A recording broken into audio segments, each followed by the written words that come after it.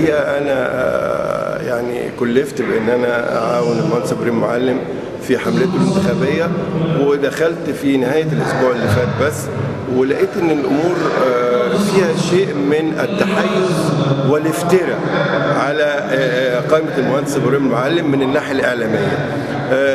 بدأنا نشتغل معلومة صادقة، ما نردش على الصغير، ما نتكلمش. وديك شفت النهارده يعني الشائعة المغرضة اللي البعض بيرددها في ان اخت ابراهيم معلم ماتت سنة 60 بتتجوز مين وبتطلق من مين.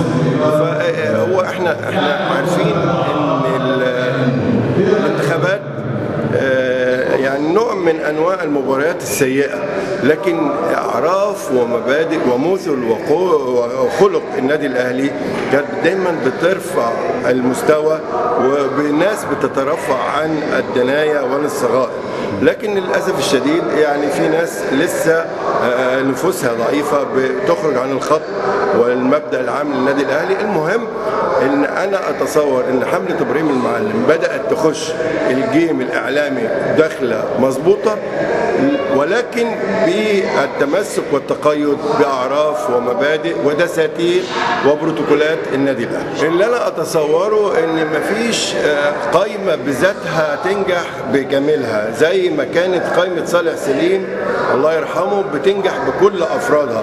في بدايات صالح سليم لما دخل الانتخابات في الاول الله يرحمه فرض عليه ناس ما كانش قادر يتوافق معاهم. انا شخصيا كنت بتكلم معاه، قال لي انا مش هترشح الدوره الجايه عشان الجمعيه العموميه تعرف ان انا لما اخش القايمه تنجح كلها.